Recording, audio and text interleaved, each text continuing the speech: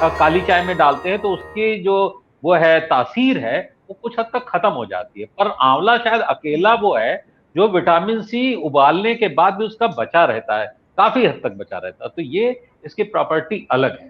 तो हमें लगता है कि इसके साथ ही अंजना जी से भी पूछा जाना चाहिए, वहां क्या हल्दी मिलती है आपके यहाँ क्या? जी, हमारे यहाँ कच्ची हल्दी भी मिलती है और हम बहुत महीनों से कच्ची हल्दियाँ खा रहे हैं। क्योंकि चाइना से यहाँ काफ़ी कुछ आ जाता है, कच्ची हल्दी यहाँ चाइना से आती है, तो वहाँ शायद हमारे यहाँ से पहले हो जाती होगी। मैं यहाँ करीब 3 महीने से कच्ची हल्दी खा रही हूँ अभी इस साल। तो हर कुछ मिल जाता है। कच्ची हल्दी यहाँ लोग आजकल आजकल यहाँ असल में हल्दी दूध का बड़ा प्रचलन है और हर कॉफ़ी हाउस में आपको हल्दी दूध अब मिल रहा है कॉफ़ी की जगह। तो वाह। इस वजह से हल्दी आजकल बड़े फैशन में है। गोल्डन लाते कहते हैं उसको। जी, जी। बिल्कुल। इसकी रेसिपी एक बार अनन्या हमें बता भी चुकी है, ये टर्मरिक लाटे, गोल्डन लाटे के नाम से जो आजकल खूब चलता है। तो जर्मनी में तो मिलता है। मुंबई का हाल तो आलोक जी आप ही बताएंगे कि मुंबई में भी बाजार सज जाते हैं। मैंने बचपन बिताया है वहां, मैंने तो खूब देखा है। कच्ची हल्दी के कंफ्यूजन में कभी कभी अदरक और कच्ची हल्दी जब एक साथ फ्रिज में रखी रहती थी, तो ये भी गलती कर चुकी हूँ कि हल्दी डाल दिया अदरक की हाँ, जगह। ये बड़ा जबरदस्त कंफ्यूजन है। और वजह क्या, मैंने तो ये कच्ची हल्दी पहली बार मुंबई आके ही देखी है। जब हम लखनऊ में रहते थे, अब आज तो अमरीश जी दिखा रहे हैं, लेकिन तब लखनऊ में कच्ची हल्दी मैंने कभी बाजार में नहीं देखी। हल्दी के खेत होते थे, खेत में देखी है, लेकिन बाजार में बिकती नहीं थी। मुंबई में मैंने देखा बहुत रेगुलरली बिक रही है। बहुत दिन तक तो सोचा इसका क्या होता होगा, तो फिर पूछा किसी से, उन्होंने कहा इसकी सब्जी भी बनती है, इसका अचार भी बनता है।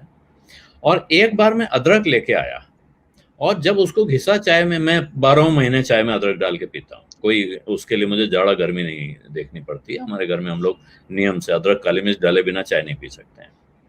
तो घिसा तो कुछ अजीब सा स्वाद आया। बाद में एक दिन सब्जी वाले से मैंने कहा हल्दी दे दो कच्ची, तो बोला सफेद या पीली।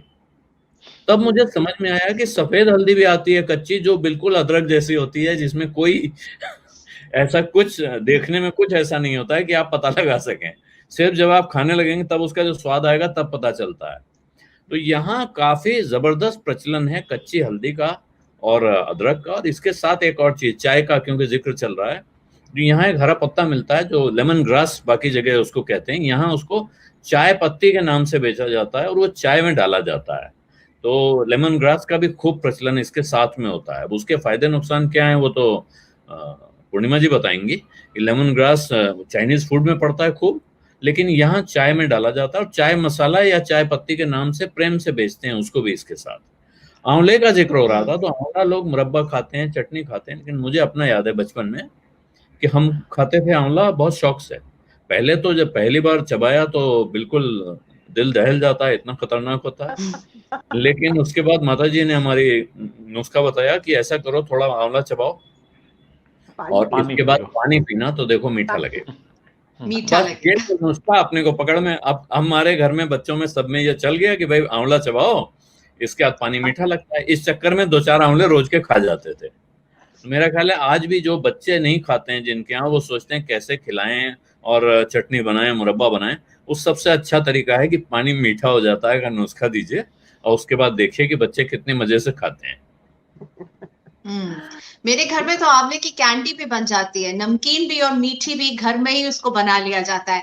तो जब बनाने की बात हो रही है तो शेफ साहिबा से भी पूछा जाए। अनन्या आप बताइए कि ये 3 इंग्रेडिएंट्स जो हैं, इनसे किस किस तरह के डिशेस बन सकते हैं? और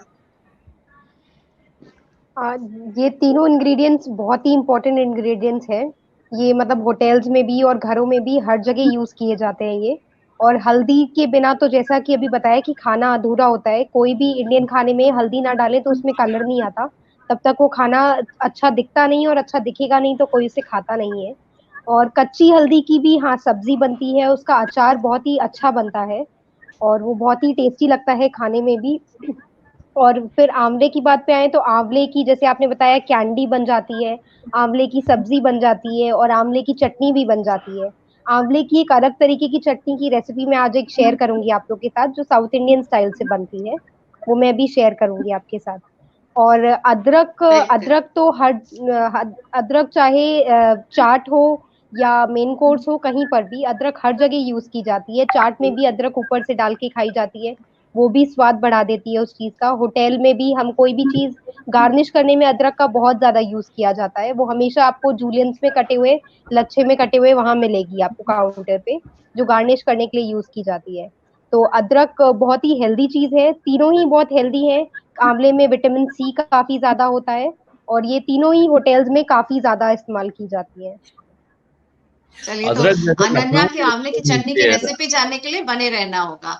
बहुत सारे लोग जुड़ चुके हैं, thank you so much. Moderator ji जो है वो सबसे पहले आ चुके थे, उन्होंने बताया कि वो आंवले के बारे में जानना चाहते हैं। माया शिरस्त जो है वो पूछ रहे हैं एक बात जो कि मैं भी पूर्णिमा जी से पूछना चाहती थी।